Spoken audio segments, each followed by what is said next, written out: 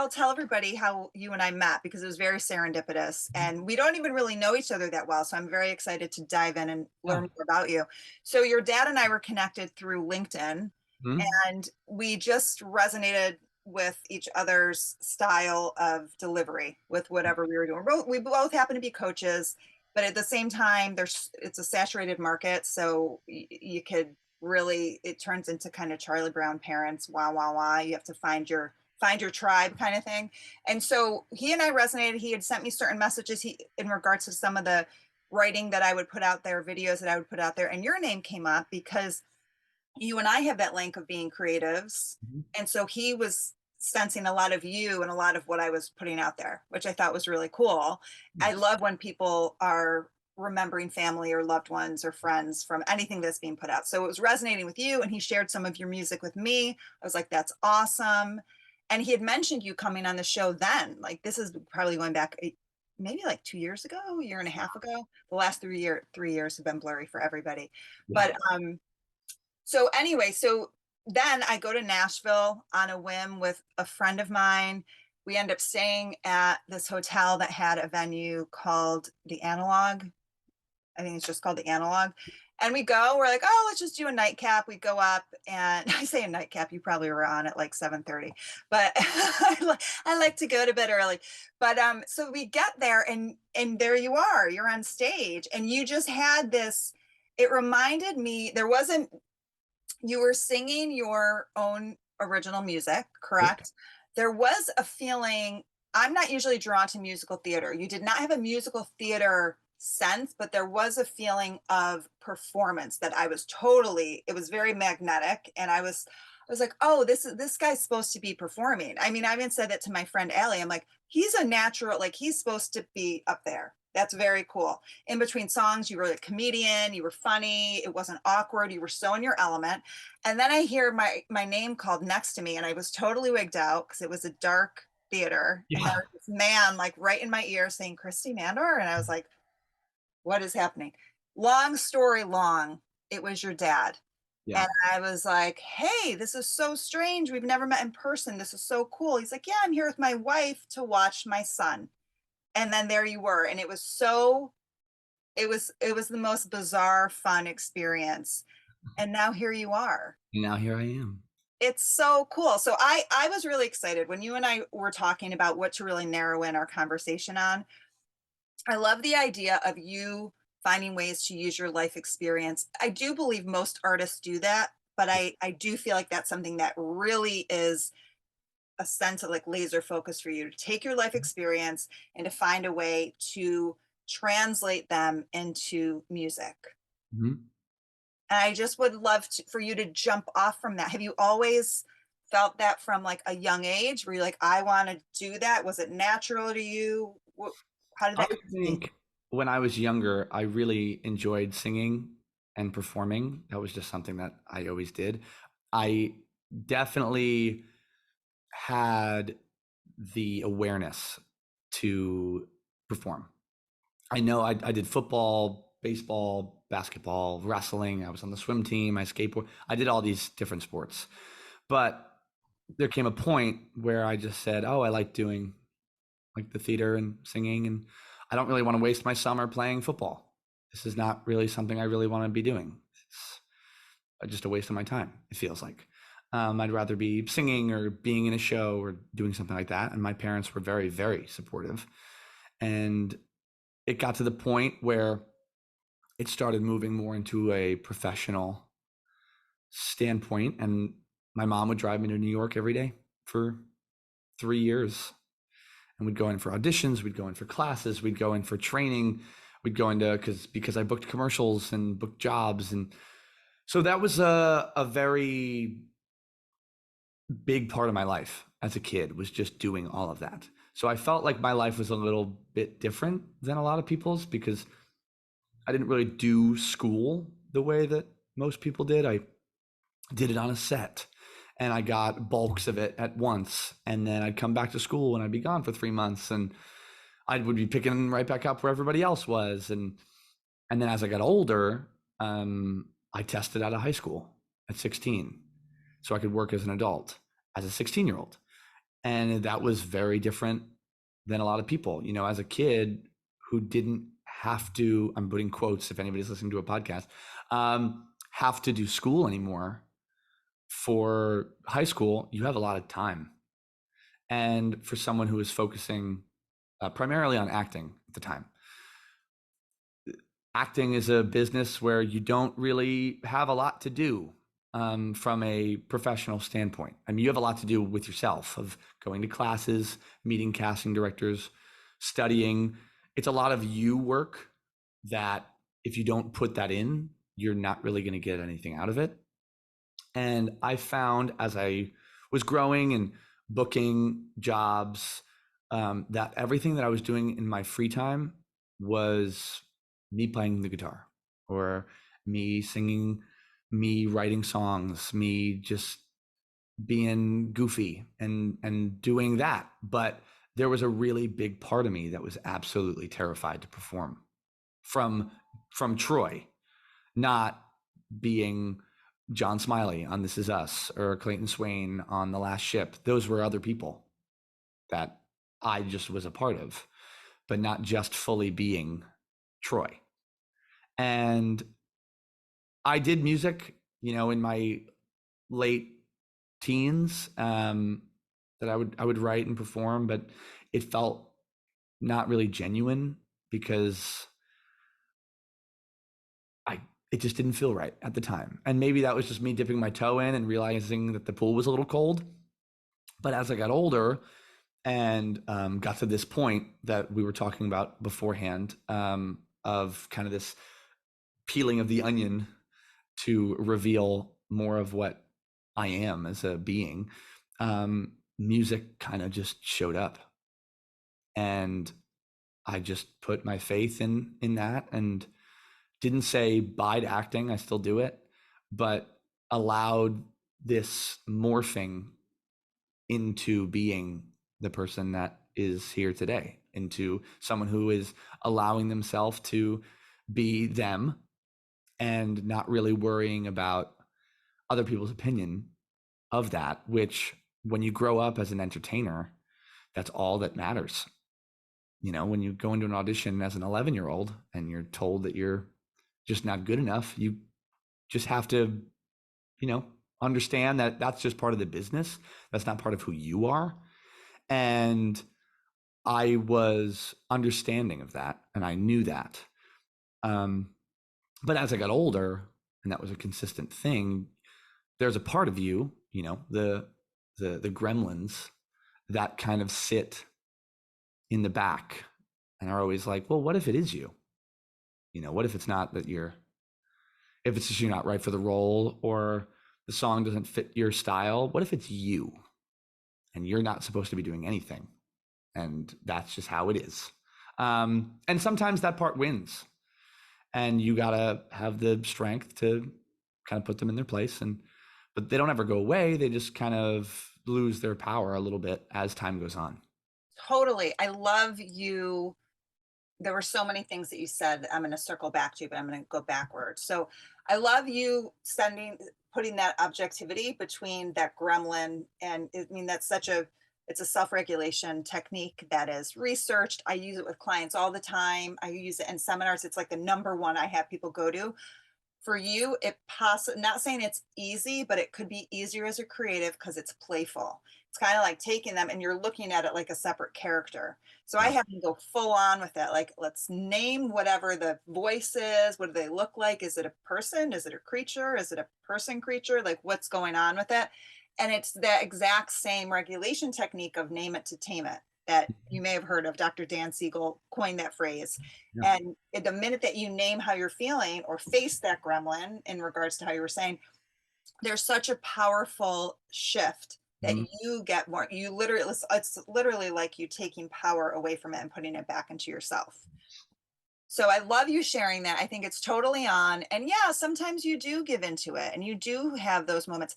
So when that happens, when you do hear the voice and the voice in that moment in your life does win out, Mhm. how do you get back?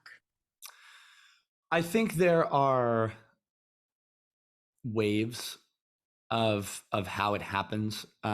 Recently, over the past kind of two, go to the calendar, about the past month, I've made the decision to wake up around 6 a.m., which is something that I never did because I was not a morning person. But that's just something I was telling myself. And doing a lot of research on billionaires and entrepreneurs and all that stuff, you have a finite amount of time in your day, and a lot of them wake up at 4:30. And I was telling myself, okay, that's a good goal, but that's not where I am. I can't just start waking up at 4:30 in the morning. I will get sick, and then my whole day will be ruined. So I decided, you know what, I'm going to wake up at 6 a.m. or around, and I was not even fully definite on the exact time. I was like, I have to be up around 6 to 6:15, just feet on the ground. And then I will go to the gym. I will do my thing. And the days that I don't do that, it feels like a little bit of a loss because I made a promise, and I just didn't fulfill it. And that kind of mentality is, oh, if I don't keep a promise to myself, how do I expect other people to like who promise me things to follow through when I'm not even following through with myself? And what I have started to do is when the gremlins start winning, instead of focusing on them and, like you said, like naming them and doing all that stuff, I named the winner. Like I wanted to know who that person was, who just didn't take the shit and who didn't allow it to happen. And after this conversation I had with my cousin, who is going for boxing, and he's very, very gifted. And we talk like every other night, really long, weird conversations. But we had this idea of like, who is the champ? And what does the champion do? And that goes across a lot of different, sports, music, entrepreneurs. Like, who is the champ? And what does the champ do? What does the champ do outside of the studio? What does the champ do off the stage? What does the champ eat? What does the champ read? What is he or she speaking about? What do they do at parties? Are they going to be talking about other people, or are they not even going to go to the party because they know they have to get something else done? I decide to start focusing on what the champ does. And that's how the gremlins stop winning, is because I'm no longer shining a spotlight on the bad. I'm shining a spotlight on what could be great. Mm-hmm. It's so true, and I love that reframe of, Mm-hmm. oh wait, if I'm putting all of my energy into the gremlins, it's just going to grow. Their energy is going to magnify, obviously. So that's such a cool, and it's not that it's easy, but it does seem like the more you practice it, you can catch it faster when you are shifting more towards the inner critic that we all have to some degree, so that you can more easily create a new groove in your Yeah. brain to go, oh, the champ's right there. Because the more I would gather that the more you lean at first, the more you lean towards the champ, the gremlins are going to get louder because they almost get brat. I mean, I envision it, and I don't want to put Yeah, they my become all I don't nasty. want to put my gremlin on you, Troy, but it's like they get like bratty, like kids. Like, I want attention, I want attention. And even characterizing each one, I have different gremlins. You may have different gremlins. People listening might have different gremlins. I have a Nellie Olson. You're way too young for Little House on the Prairie, but like, she's a brat. She's a total brat. She's spoiled. She's privileged. And I have that too. And then I have the Maleficent, I always go to characters like that. And you have all of these different types. So the more that you know which one, the more you can talk to it, Yeah. and then shift to the champ. So, and there might be one champ, or that you might have three different types of champs, because speak to that, if there's one champ, or if do you have a few different that you have like in a bag that you can grab? I like to think about it kind of like Inside Out, Love the it. Love movie, that movie. where like there's so much happening that it actually helps sometimes when certain people take control and you allow them, because if they don't take control, they will explode, Hmm. and you have to let them go off and do their thing. For example, the champ can go, but the champ's not going to be the one who needs to rest, even when I need to rest. And so there are moments where the other one has to kind of come in and be like, no, no, we're not going to be the champ today. We're going to be a person who wants to just sit. And that has to be recognized, and that person then can't get greedy and be like, well, let's sit maybe for another day. It's like, no, we had our time. We had a designated time for the relaxing. For me, that can be like having a day to play golf and being outside, or I go to church every Sunday. So usually when I go to church, I'm crying just because it's like a good release day for me, which is awesome. It's like a nice, like, okay, I'm going to take everything I have, I'm going to put it here, and then I'm going to leave, and none of this is coming with me. And that's great. And it's a nice reset kind of every week to have that. And, the ego is kind of when I get a little like, do they know who I am? Like, I'm the fucking guy. Sometimes that's necessary. When I'm working out and I don't really want to, that guy's got to kick in to be like, I'm going to lift the most out of anybody here. I'm going to have the best body. I'm going to blah, blah. And then when the gym leaves, I'm so happy that he showed up because I didn't have a crappy workout. Yeah, it's kind of like you have an Avengers in your Exactly. you know Exactly. which one to grab when, because we do have, the nurturer, and then the one that is rebellious. You sometimes need that one to go to bat for you, the one that's like the protector, or you Yeah. know being able to shift yourself so that the inner critic doesn't just take you down.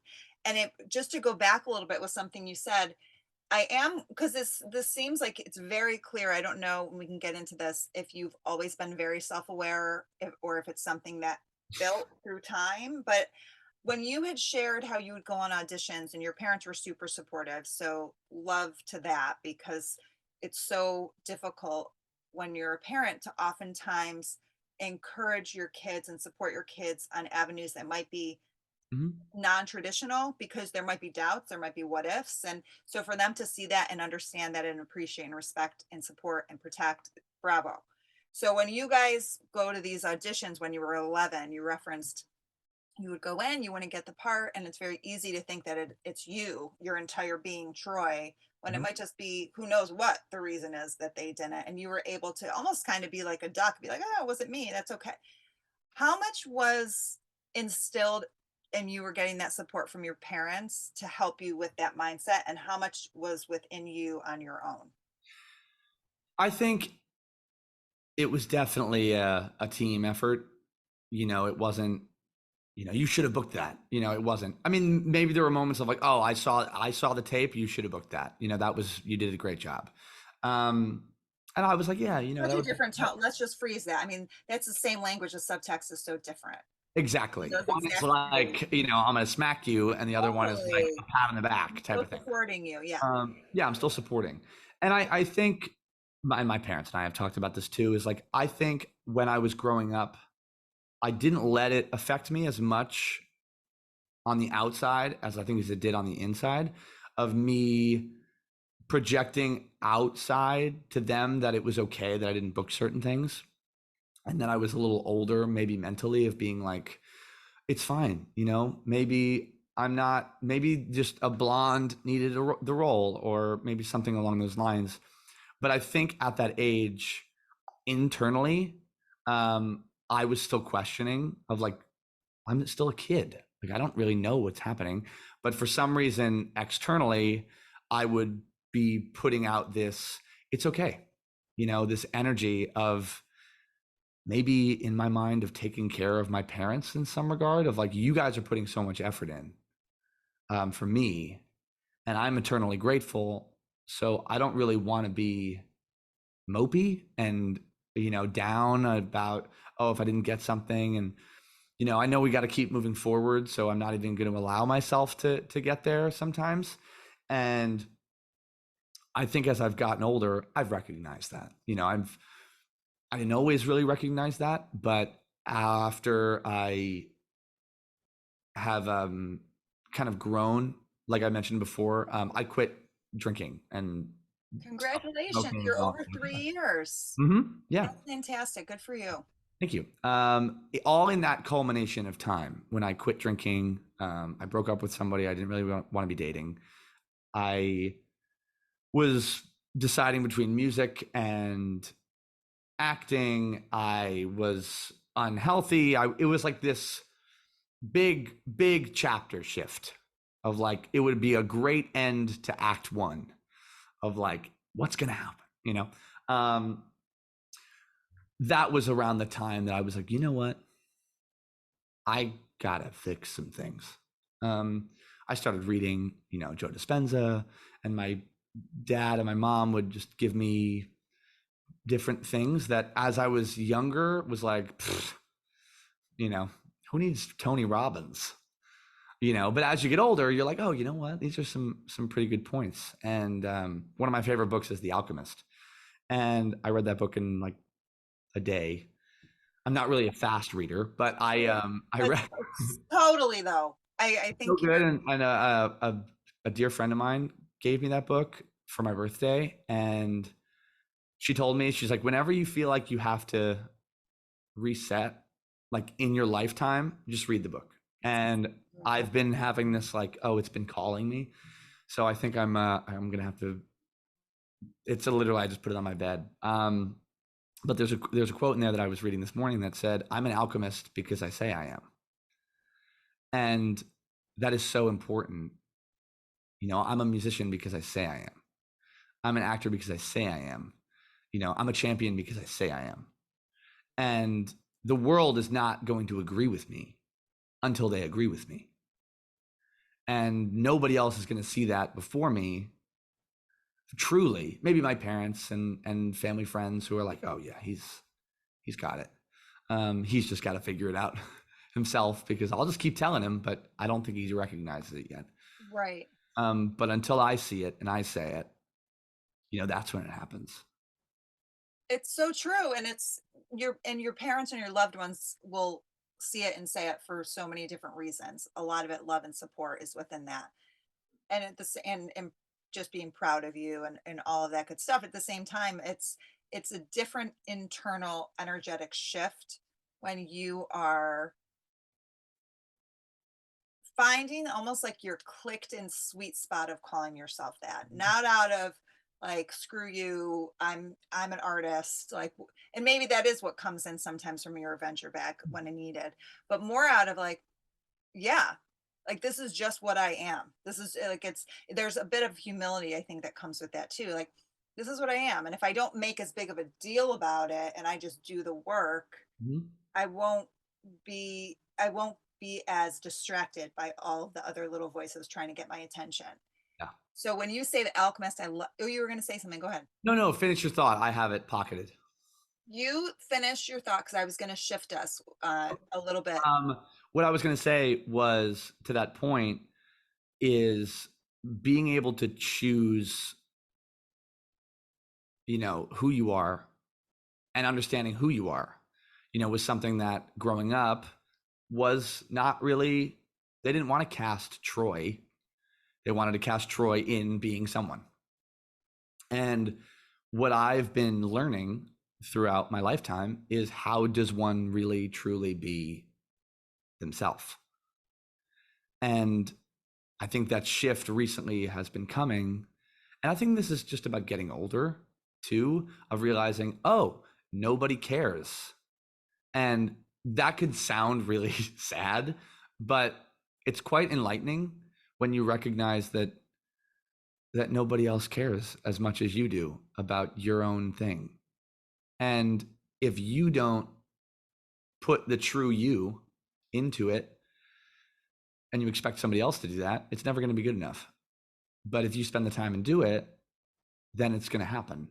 And I think recently I have had this shift of, what would it be like for Troy to not just be Troy the artist, but to be fully Troy in being an artist. And a lot of that comes down to not being Troy as what a company would want me to be, but being Troy as a person, which will then eventually get more people because he's a human being. Well, he's being honest and he's being genuine and not being what the company wants, but being the Troy that you want, which sounds so fucking corny, and I'm okay with that. Like, It does, but it's like truth. it's true. It's the truth. So, and being able to understand what that is, you do need to have that contrast of knowing when you're shifting gears and when the gremlins come in, because the more, my theory on that, there probably is, there's so much research within this, which I love, within everything that you're talking about in some regard. So there probably is research here, but I would gather that when you're hearing the inner critic, and we all have it on a spectrum for many different reasons, it doesn't feel good. So the more you can check in to go, let's just get kind of experimental right now and look at myself as just this floating thing, it doesn't feel good. Internally, I can tell my stomach's cramping, my shoulders are tight. It gets you out of your head, so then you can somatically sense what's happening, and then you can shift. And so it also is another way of, I like dropping little tidbits that people can use when they're listening. So that's another way that you can get out of your head and just become more objective. So then you can say, okay, so for this instance, who is the Troy that I want to be? How do I know when I'm clicked in? And when do I know when I'm not? And then you just become like an observer and experimental, and it could totally feed your artistry as well, because all our best artists are super observant, and just sensing that. So those moments when people are listening, we all have, where we're like, oh, that sucked, or I feel so heavy, or I feel so ramped up and pissed off. It's not, nothing's bad or good. It's just noticing and then being able to know when you're clicked in. So you know yourself what that feels like when you are the Troy, fill in the blank, that you feel genuine being. Yeah, agreed. Stamp. Stamp. There, because there, and then it physiologically shifts. It does make me think of Joe Dispenza, because he talks a lot about that, about energy and shifting, and uh, just I mean, the way I write in my journal is from two different perspectives.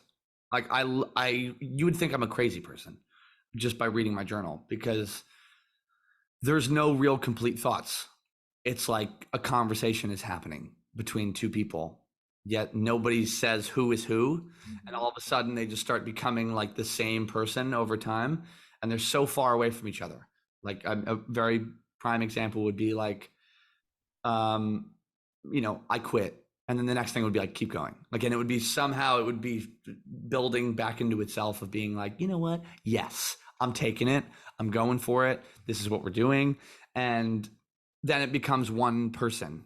Yes, it's, those are the parts of you. Mhm. That's another great technique for people listening, to be able, if you're creative at all, if you like writing at all, just to be able to almost create a script. You're creating a scene between those two parts of yourself, Yeah. and get totally honest with what the I quit is scared of, because there's nobody that's going to see it other than yourself. Yeah. And the other side, who's the one that's actually really nurturing and protecting you, and fully listening to the I quit voice without judgment, not demeaning, but just being like, tell me more, what's happening, what's Yeah. going And sometimes that on.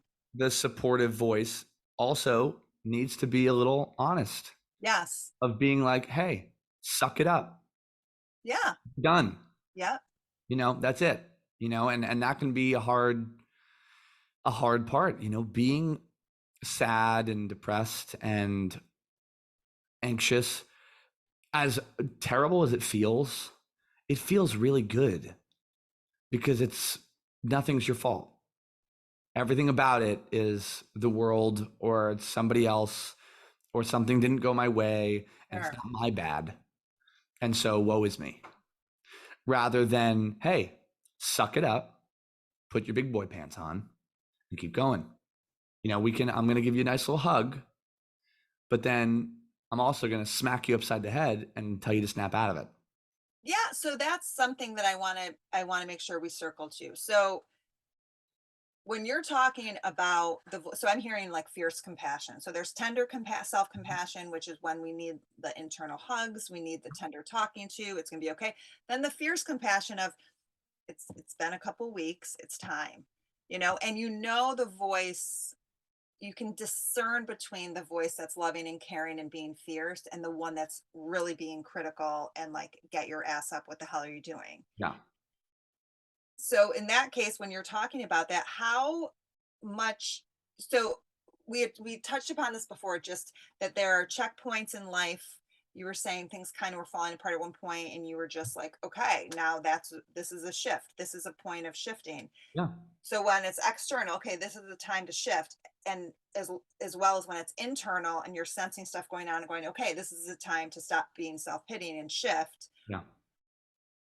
My feel is that that's all intuitive. So what do you have any insight to share on how you get really clear on when there's an intuitive sense of yes, it is time? I think it's a mixture of faith and presence and recognizing oneself. I read this quote years ago and I have no idea who it's by and I don't really know how it goes, but I know the Paraphrase. gist of what it says. It basically said that somebody buried this amazing treasure in a place that nobody would find. And every country, every civilization has looked for it and they've traveled and they've went everywhere to look for it, but the treasure was buried within themselves and they never actually took the time to look within. They just thought they had to go on this journey to go outward. I mean, that's what The Alchemist is about. Mhm. It's he's looking for this treasure and he goes on this whole journey to spoilers to realize that the treasure was right where he started. And that, what I've interpreted, is the best guidance that you're going to find is not going to be looking somewhere else. It's you're going to have to look in and take a peek. Side note, that's why I think we should be looking through the oceans. Screw outer space, go in the ocean. Our answer's probably there. It's within our own thing, whatever that may be. But I like to think about it that way of when I feel those shifts coming, when it feels like everything's falling apart, I have to understand that there's a reason that it's falling apart. And maybe right now it feels like my world's going to end, but feelings change all the time. And it's very important, discipline to be able to have that strict, this is what we're doing. And then surrendering to this is what the business is. This is how this is working right now. I have to mold with it. I can't be swimming upstream. I have to kind of be swimming with the stream because a lot of people are just in the lazy river, just floating. But if I'm swimming through it, I'm able to kind of get there sooner. And I'm growing as a person through that, whether it's with my relationships with my family or relationships outside of that, or just as a person or in taste and my choices. Yeah. It's just a part of growing up. I love where you are. I'm excited for you. It's like it is a new chapter, and there's something very antici- anticipatory about you in regards to like, ooh, what's gonna be happening. Yeah. So we wish you the absolute best. Definitely check out Troy on Instagram. Where can people find you when they want to hear your music and learn more? Well, you can find me on Instagram at Troy Doherty, Doherty, on TikTok at Troy_music. And all of my music is on Spotify, Apple Music, Amazon, the whole shebang.